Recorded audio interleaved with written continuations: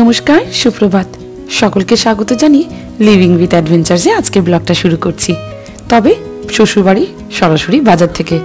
এই যে বহুদিন ধরে শখ উঠেছিল যে পেটাই পরোটা খাবো, তাই ওর বাবাকে বলেছি, যাও না, আজ তো আমাদের ঠাকুরটা বিসর্জন হবে, ননভেজ তো খেতে পারবো না, বাজারে গিয়ে একটু পেটাই পরোটা নিয়ে আসো।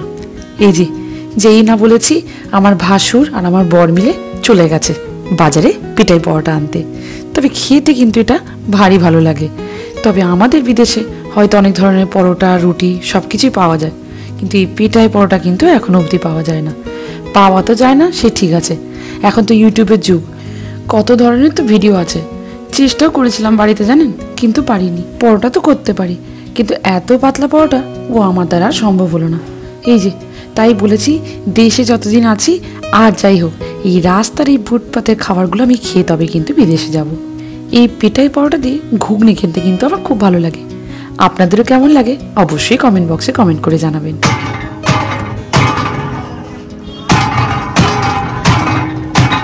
কি রামধোলাই দিচ্ছে রে বাবা রে বাবা। ভাবুন তো, আমার বিদেশে, আমার তো রান্নাঘর আপনারা দেখেছেন, এইরকম করে যদি পরোটাকে মারতে পারি, হায় ভগবান, যত মশলাপাতির ডিবা টিবা আছে সবই মনে হয় পড়ে যাবে। যাকে কিছু ইচ্ছে, কিছু টেস্ট এখানেই না হয় করে যাই, ব্যাস। ওই পাশে আমরা অধীর আগ্রহে বসে আছি, কখন বাজার থেকে পেটাই পরোটা আসবে, আমরা সবাই খাবো। ও বাহ, 20 টাকায় অত বড় ফুলকপি পেয়েছো, ভালো পেয়েছো তো। তুমি ফুলকপি খেতে ভালোবাসো, ফুলকপির অনেক রেসিপি হয়। দাঁড়াও দাঁড়াও, আমি ইউটিউবে দেখি, দাঁড়াও। দাদা ফুলকপি খেতে খুব ভালোবাসে, তাই জন্য সবসময় বাজারে গেলে ফুলকপি নিয়ে আসে। ফুলকপি দেখি কি কি কি রেসিপি হয় ইউটিউবে দেখি, দিয়ে একটা বানিয়ে সবাই খেলে তো ভালো লাগে। করবো।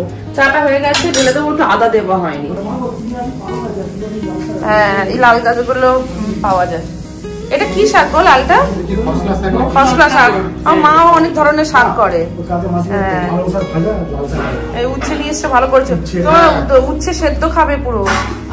হ্যাঁ, উচ্ছে সেদ্ধ খাবে না, তোমার জন্য আরো দরকার, তোমার জন্য বিশেষ করে। সুগার আছে না? হ্যাঁ হ্যাঁ, না এই গাজর নিয়ে আসবে, আমি একটু গাজরের হালুয়া করে খাওয়াইছি। বাবা কোথায়? হ্যাঁ, কোথায় দিদি? দিদি বাবা এনো তোমার চা, এনো। ঠিক আছে। আচ্ছা তুমি আগে মিষ্টিটা দেখো তো, আর বাতাসা দেবো কিনা। গরম আছে কিন্তু ভালো। হ্যাঁ ঠিক আছে। আচ্ছা, আমরা আজকে বাইরে বসবো, এই মাদুরটা পাতবো, বেশ ভালো লাগে এইখানটার লাইট। এটা কি হচ্ছে? ই বাবা, আরে তুমি কি করে নেবে? আরে ডান দিকেরটাকে নামাও, এই খাড়ো শক্ত হয়নি।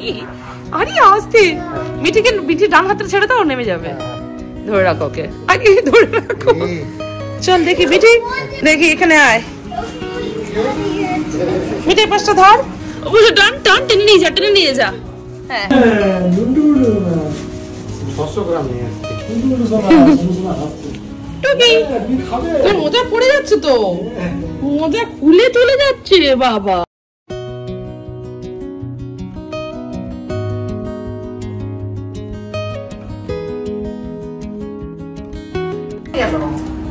এটা কিসের সবজি দিয়েছে জানি না, ওটা ছোলার।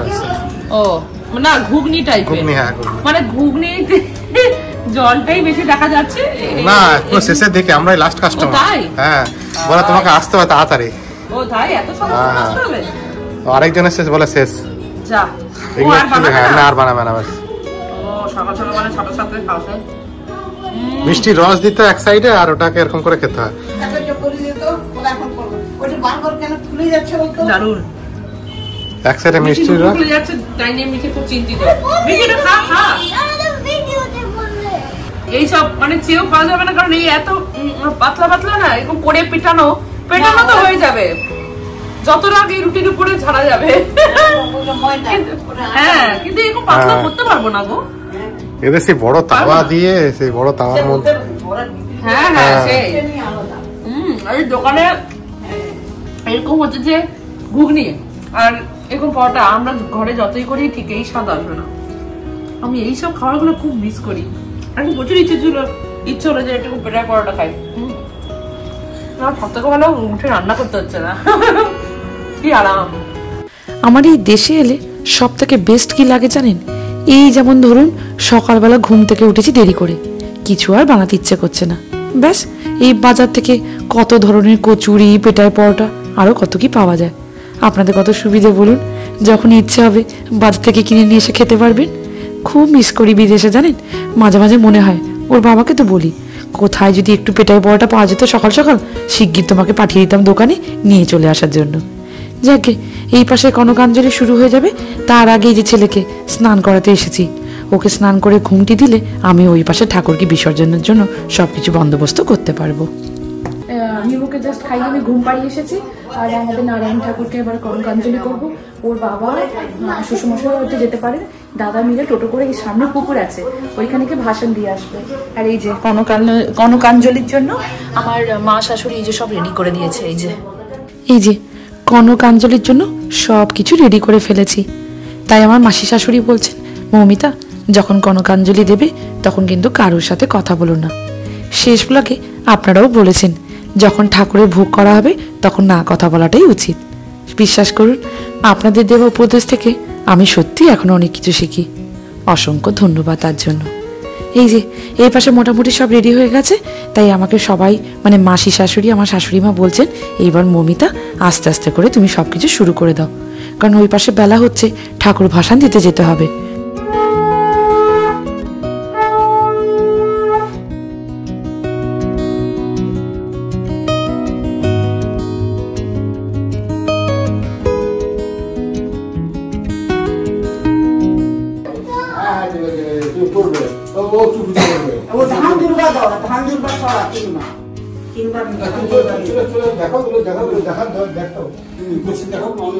তিনবার ধান দুর্বা দিতাম। আচ্ছা আচ্ছা আচ্ছা আচ্ছা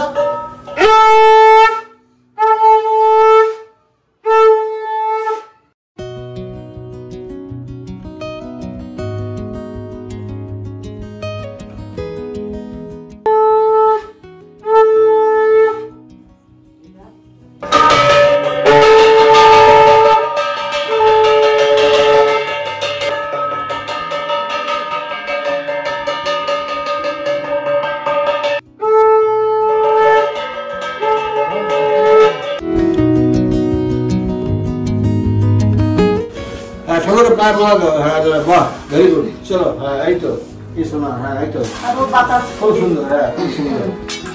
বাতাসটা মুখে দিয়ে দাও, বাতাসটা মুখে দিয়ে দাও। হ্যাঁ হ্যাঁ, পা একটা দিয়ে দিন, মুখে দিয়ে পা দিয়ে দে, ওটা দিয়ে পা দিয়ে দে, ঠাকুর খাইয়ে দাও, ইট করে দাও। হ্যাঁ খাবি দাও, পা ঠাকুরের ধান দুর্বাটা নাও।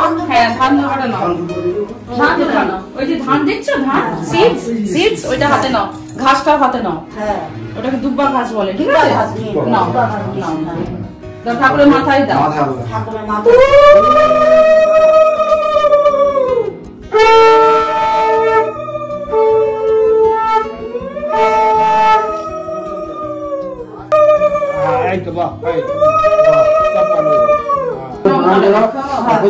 প্রণাম করো।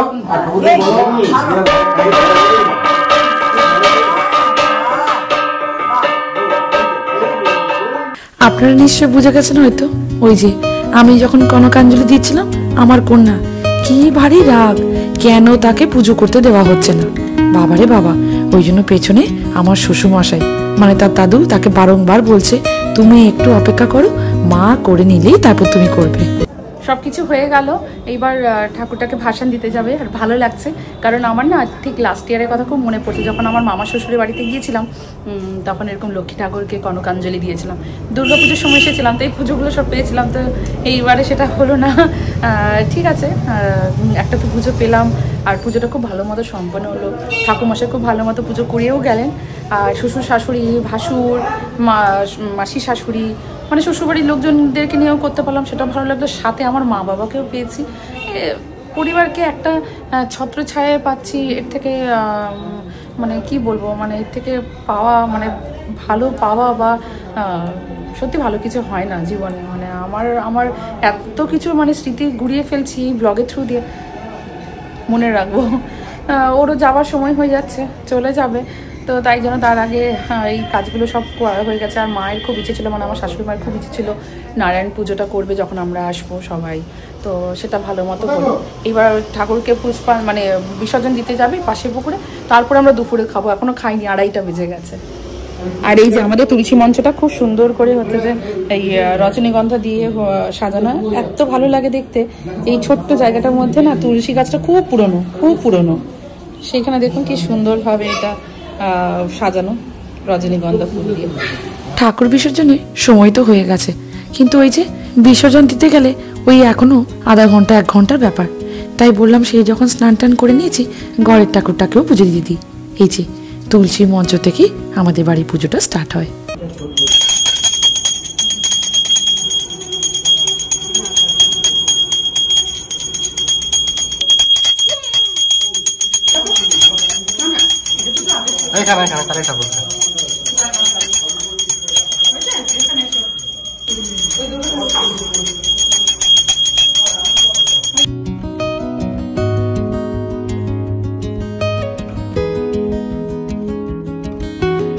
আলতা পড়ার সব আলতা পড়বে, সে আলতা পরে ঠাকুর বিসর্জন দিতে যাবে। একবার বলেছে আলতা পড়বে, তার ঠাকুমা তাকে আলতা পরিয়ে তাকে পাঠাবে। ওইখানে তো আমাদের হয় না, কারণ কার্পেট থাকে আর নিচে কাঠ থাকে, কোথায় এখন আলতা ফালতা কালা লেগে যাবে, ওখানে তো পড়ানো সম্ভব হয় না বিদেশে। কিন্তু মিঠির এইগুলো প্রচুর ভালো লাগে, ওই যে পড়াচ্ছে তাকে। বিশ্বাস করুন, মনে মনে না একটা কথাই ভাবি, ওই যে বিদেশে তো আমাদেরকে একার হাতে সব কাজ করতে হয়। মাঝে মধ্যেই তার মধ্যে বলে, মামি একটু আলতা পরিয়ে দাও, একটু হাতে ডিজাইন করে দাও, একটু সাজিয়ে দাও। ব্যাস, মাঝে মাঝে একটু চিৎকার করে উঠি, 1000 কাজ পড়ে আছে, এর মাঝে তোকে আমি সাজাতে যাব। কিন্তু দেখুন, এইখানে সে তার ঠাকুমাকে একবার আবদার করাতেই মা তার বসে পড়েছে আলতা পরাতে। সত্যি তো, যে কোনো নাতি নাতনি তার ঠাকুমা দাদু দিদা এদের কাছ থেকেই তো আসল আদর যত্নটা পায়। আমিও তাই মন ভরে দেখি জানেন, কারণ চলে গেলে এটুকু তো জানি। আর যাই হয়ে যাক, এই মিঠির ছোট ছোট আবদার আমরা পারলেও মেটাতে পারি না। ওই যে সারা দিনের কাজকর্মে নিজেরাই তো হাল্টে যায়, কি আর করব বলুন। ওইটুকু যাবে 100 টাকা টোটো? ওরে বাবা, ঠিক আছে চলো চলো।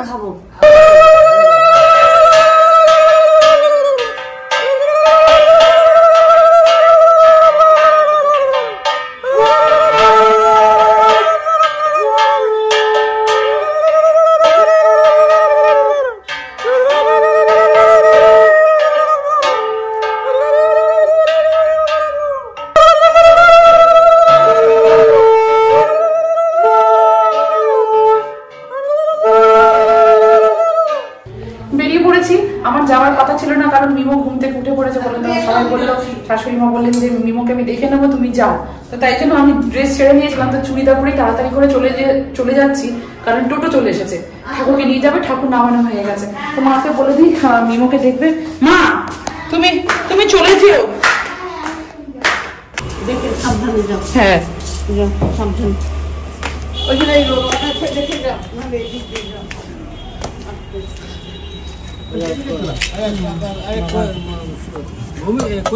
আমি খুব তাড়াতাড়ি করে আলতা পড়েছি, এই দেখো তাড়াতাড়ি করে আলতা পড়েছি। হ্যাঁ, আমি কোন রকম করে পড়েছি, এখন টোটো চলে যাবে, ঠাকুর চলে যাবে, তাই জন্য আমি কোন রকম করে খুব তাড়াতাড়ি করে আলতা পরে নিয়েছি। করতে পারিনি প্রথমে, মা বলছিল, মানে শাশুড়ি বলছিল তোমাকে পরিয়ে দেবো, কিন্তু মা পায়ে হাত দেবে বাজে লাগছিল, তাই জন্য আমি কোন রকম করে পরে নিয়েছি। এই দেখ মিঠি, আমি কোন রকম করে আলতা পরে তাড়াতাড়ি করে। হ্যাঁ, একজন সামনে বসে পড়ো।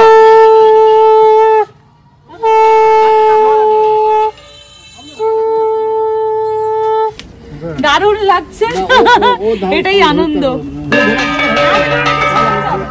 না না না, আমি ধরে রেখেছি।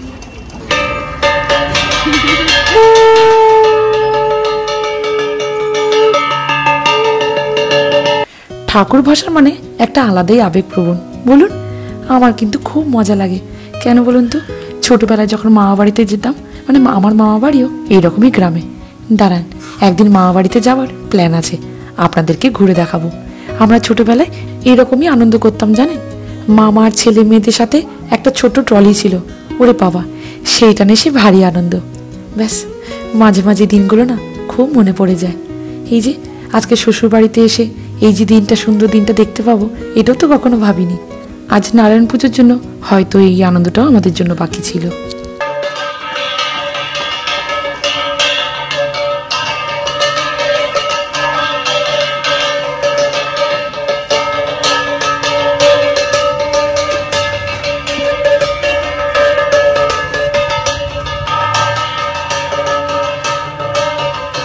দুদিকে কচুরি পানা গাছগাছালিতে ভর্তি, তারই মাঝে রয়েছে ছোট্ট একটা পুকুর, যেখানে ঠাকুর ভাসান হবে।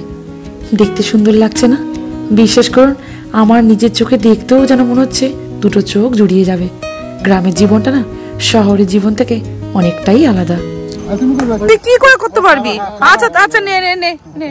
ও ফেলবে সব। ওরে বাবারে, হ্যাঁ পুরো ওইসব ফেলাফেলি ব্যাপারে খুব ইন্টারেস্ট। হ্যাঁ, ঠাকুরের সব জিনিস ফেলে দিতে হবে জলে। কোকোনাটটাও দিয়ে দাও।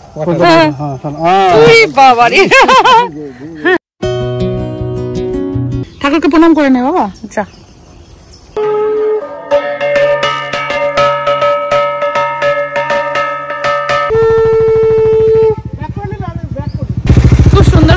বিসর্জন হয়ে গেল। আর এগুলো ভালোই লাগে, বেশ টোটোয় করে এসে ঠাকুর ভাসান, খুব ছোট ছোট জিনিস, অনেক আনন্দ লুকিয়ে থাকে। আর মিঠিও এইসব দেখছে, আর মিঠির মানে ওকে মাঝে মাঝে আমি অবাক হয়ে যাই মিঠিকে দেখে। তার সে জেদ ধরেছে সকাল থেকে যে আলতা পরবে, তার ঠাকুমা আলতা পরিয়ে দিল, আর আমি তো কোনো রকমের পরিয়ে এলাম, কিন্তু মানে আলতাটা পরে এলাম। আর ঠাকুর খুব সুন্দরভাবে ভাসান হয়ে গেল। এটা হচ্ছে প্রতিষ্ঠিত পুকুর, তাই না মাসি? প্রতিষ্ঠিত পুকুর, তাই জন্য এখানে এসেই ভাসানটা দিলাম। কারণ আগে অনেকগুলো পুকুর আছে, কিন্তু এটা প্রতিষ্ঠিত বলেই আমরা এলাম। আর এখানেই মেমোর অন্নপ্রাশন হবে, সে সকালবেলা আসতে হবে বলে। হ্যাঁ বলো, বাচ্চা আছে? হ্যাঁ, একটা বাচ্চা আছে। মিঠির এইসবে খুব ইন্টারেস্ট, খুব ভালো লাগে তার। এই দেখ, এখানে একটা মন্দির, হ্যাঁ প্রণাম করে নে। হ্যাঁ, হরি মন্দির। ও চলো। আর তুমি পুকুরে ডুবে গেল, তোমার চাপ হতো না, তো সাঁতার জানে? তুমিও সাঁতার জানো? আমি জানি না শুধু। চলো তাহলে উঠে পড়ি, চলো। হ্যাঁ, শীতলা মন্দির, সেইটা হরি মন্দির বলবে। সুন্দর, চলো। মানে আমরা চেয়েছিলাম দিনের আলোতেই হচ্ছে যে ঠাকুর ভাসানটা হোক, আর সেটাই হয়ে গেল। ভালো লাগছে, বেশ খুব ভালো লাগছে। নিজের মতো করে ঘরোয়া ভাবে পুজো দেওয়া হলো, খুব ভালো লাগছে। এইগুলোই খুব মিস করি তো। এইটা হরি মন্দির, এই যে। তুমি হেঁটে হেঁটে আসো, একটু ওয়েট কমে যাবে। হ্যাঁ, ঠাকুর তো ডুবে গেছে। চলো, আমরা এখন আজকে মানে রেকর্ড হয়ে গেছে, আজকের 4টে বেজে গেছে, আমরা খাইনি, কিন্তু ঠাকুরটা বিসর্জন না হওয়া অবধি ভালো লাগছিল না খেতে। এবারে গিয়ে ভাত খাবো। আর মিমুটা উপরে ঘুমোচ্ছে, তো মাকে দেখে আসতে বলেছিলাম, তাই তারা মনটা এখন চমন করে। কেন আগে এতটা ফ্রিলি যতটা যেতাম, এখন পারি না, ছোট বাচ্চাটা আছে। গিয়ে দেখি, তুই আয় তাড়াতাড়ি, আস্তে আস্তে করে আয়। আচ্ছা আচ্ছা, আস্তে আস্তে আয় আয়। তুই চপ্পলটা কোথাও? তো চপ্পল এইখানে। আচ্ছা আয়, আমরা সব খালি পায়ে গিয়েছিলাম তো। আচ্ছা আয়, চ। কি করছো? ওই ঠাকুর বিসর্জন দিয়ে এসেছি। হ্যাঁ, ঠাকুর চলে গেছে। হাসছে দেখো। হ্যাঁ, ঠাকুর বাড়ি চলে গেছে। হ্যাঁ, ও বলছে বাড়ি কোথায় গেল রে? এই তো আমি শুয়ে আছি, আমি তো নারায়ণ, হ্যাঁ না? উনি বাবুলি বাবুলি বাবুলি।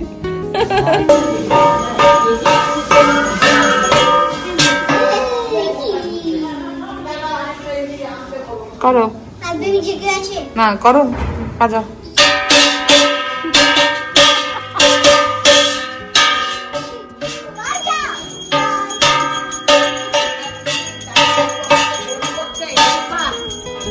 এই যে ঢাচ ঘন্টার আওয়াজ পাচ্ছেন, না না, এটা বিসর্জন দিয়ে এসেই নয়, দুপুরবেলা সব ভালো করে ভাত গুমটুম দিয়ে, না না দুপুরবেলা নয়, যদিও বা বিকেলবেলায় সব খেয়েছি।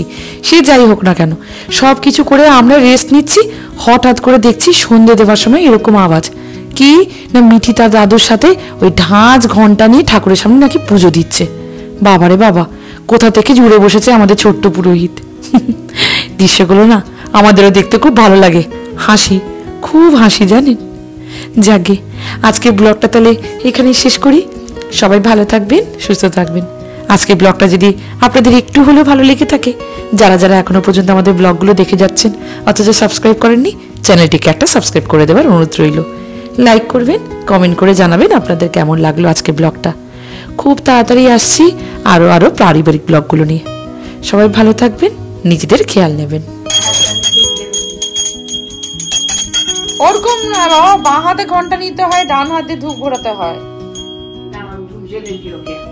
আমি নিজে না তুমি জ্বালাতে পারবে না, আমি জেলে দিই। আমি জ্বালাতে পারি, তুমি করবে না, আমি এখন করবো, এখন গোল গোল। আচ্ছা গোল গোল করো, আমি